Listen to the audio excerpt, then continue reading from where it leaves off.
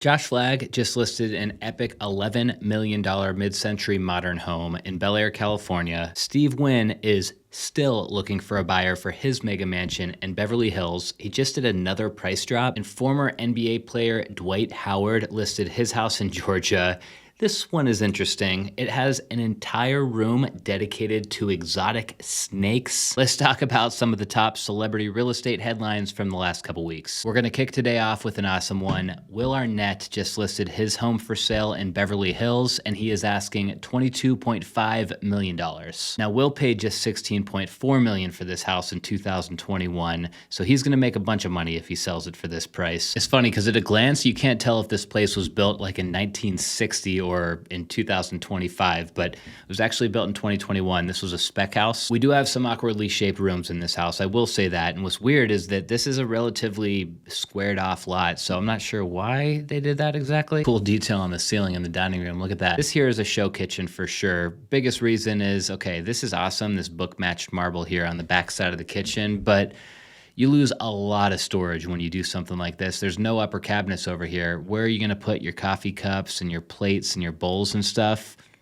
Not sure. I like this little breakfast nook over here though with the built-in benches. And then if we zoom in on the island, notice how that piece of wood is inset into the stone. Nice touch. As we flip through more of these photos, I'll say that I'm actually kind of surprised about some of the details that the builder originally put into this, because remember, this is a spec home, so they built this with no buyer in mind. Like most of the builders in LA who are doing spec homes are building just like big white boxes, partly because homes like that are very affordable to build, but also because homes like that are casting a wide net. They're like catering to the biggest pool of buyers possible. It's a nice house though. They did a good job. They got a gym in here. They've got a game room in here. They've got a little theater room in here. Is $22.5 million the right price for this one? Time will tell. Sticking to Beverly Hills, in fact, I think we're gonna be talking a lot about Beverly Hills today. Steve Wynn is still trying to sell his mega mansion out here, and he just dropped the price to $75 million bucks. The home was originally priced at $135 million a couple of years ago when it was first offered, and the listing agent says that with this new price, there's nothing near this size, scale, or quality available in town, which kind of makes this home a bit of a bargain. Now, I can't believe I'm saying this at a price of $75 million, but the agent kind of has a point. I mean, you're getting a lot for your money. 27,000 square feet, almost 3 acres of land. I'm sure a lot of you guys have seen this house before. One of the most distinctive features for sure is the design in this lawn. And another factor that really elevates the experience of visiting this place is this driveway.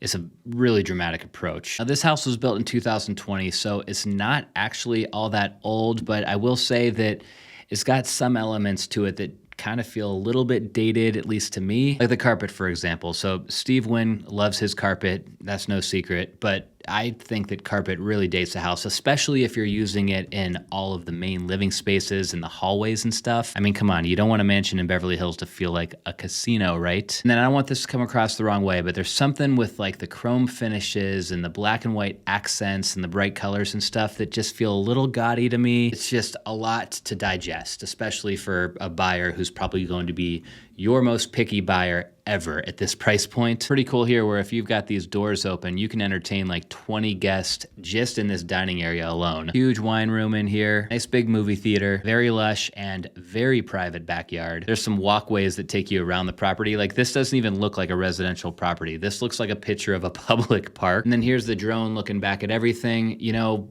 why is this house sat on the market for so long? For one, there's only so many people in the world who can even afford this house. And for two, as we just talked about, the finishes are catering to a very specific type of person. I'm sure it's gonna sell for top dollar at some point, but it's gonna take a while to hook that buyer. Leaving California for a bit, just for a bit, let's move over to Georgia to talk about the former NBA star Dwight Howard's house, which, believe it or not, is even bigger than Steve Wynn's house. Dwight has owned this place for around 7 years. He listed it for sale for $11.3 million. And get this, the previous owner supposedly spent 5 years and $40 million putting this home together back in 2010. Just that little bit of information alone tells us that whoever buys this place is going to get an absolute steal, at least compared to the replacement value. It's a big lot. It's 14 acres, 32,000 square feet of living space, 10 bedrooms, 21 bathrooms. I really love when people have a lot of acreage and then actually use that acreage. Like every bit of the landscape here is landscaped, and it's just dramatic. Getting a little closer to the house, they've got the whole house kind of perched up on this pedestal here, so you're gonna need to hike like 15 stairs just to get to your front door. Okay, and flipping the camera around, so this is what you see when you walk out the front door. Just look at the house from this angle. This house just goes on forever. I'm assuming that Dwight was a car collector. You got parking for at least 10 cars here. Headed inside, lots of NBA memorabilia around this house. Knock to the realtor there, okay? You're supposed to depersonalize houses when you're listing them for sale. He should have taken all this stuff down. There's 80 photos on this listing though, you guys, so I'm gonna speed it up a little bit and get through these a little bit faster, but every room in this house, as you would expect, is completely oversized. It's got all these extra bells and whistles, like a butler's pantry. Not sure what or where this is, but we got another kitchen. This is probably a chef's kitchen. Here's the master bedroom. Here's the master closet. Here's the master bathroom. What do you think? When you put the listings side by side, would you rather have 5 times the acreage and a bigger house and live in Georgia, or would you rather spend 8 times the money and live in a smaller house in Beverly Hills? Never been to Georgia, but I think I'd live in Georgia, I'm not gonna lie. Our next house isn't exactly celebrity owned, but it's a very cool house, so it deserves to be in today's episode. Let's look at this modern rustic home that just hit the market in Joshua Tree. I'm not gonna lie, we could do an entire video about cool houses in Joshua Tree. I don't know what it is, maybe the Airbnb demand out there, but a bunch of people have built some really cool, really fun, really funky houses out here over the last couple of years. Pretty sure this one is the smallest house on our list today at only 2,700 square feet. It's also one of the cheapest at only $3 million. It's unique though. One of the most unique features is these 2 massive stone walls on the front and the back side of the property. Look, when you see them up close, the listing description tells us that these things were hand built, which is pretty typical when you're building a wall, but with all these stones, it's actually impressive how straight they were able to keep this thing. Behind that wall, there's a really nice courtyard area. They used this wood shake material on the exterior, which is interesting. I think this is going to be a lot to maintain, to be honest, but it's interesting. Inside, they did exposed concrete floors, which feels pretty fitting, but I'm going to let you guys take a wild guess as to what this thing is over in the corner. An artist originally lived here. They built this as their house and their studio, so I think that's why we see like a very eclectic mix of furniture. Anyways, like I said, it's just a funky house, and I really like that people in Joshua Tree are willing to push the boundaries like this, because you couldn't really get away with a build like this out here in Scottsdale or in Beverly Hills or something like that, because you need to make sure that you're building to a certain standard so that your home actually has some resale value at the end. It's sort of refreshing to be able to see a real estate market where you're able to push the boundaries, be a little bit wild, be a little bit different, not be so worried that like as a home builder, you have to build some home that fits into this perfect box or that caters to this like very specific buyer pool. Let's round this video out with one of Josh Flagg's listings. Josh just put this house up on the market a couple of weeks ago,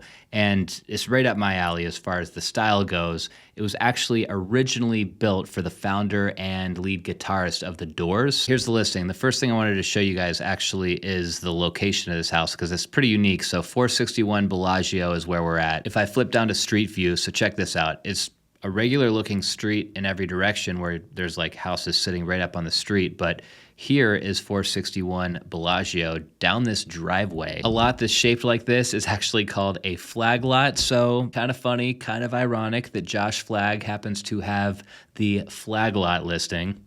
Just saying. Such a cool house. They call it the Robbie Krieger estate, or Krieger, I'm not sure how you pronounce it, but that's that guy from The Doors. This is what you see, I guess, when you get down to the bottom of that driveway. The approach to the front door is fun. Something about it is giving me speakeasy vibes. There's a few photos of this wood thing, which I'm going to guess is the garage door. I don't know if it's motorized or not, but it's not obviously completely sealed or enclosed, but that's just kind of what you get sometimes with these older houses. Amazing first impression though when you walk through the front doors. Tons of stuff in here to love. The terrazzo floors, the double height ceilings, the windows everywhere. There's tons of natural light. And then look in the other direction. You can really see this better from satellite view, but the house actually has a swimming pool inside of the central courtyard. This is another one of those houses where there's not a whole lot of like square or rectangular shaped rooms. It's probably just because of the shape of the lot. Even though they've got over an acre here, if a lot of it's sloped, then you only have so much room to build on. Nice details in the kitchen between the ceiling. This is probably walnut cabinetry, contrasts really nice with the countertop. And then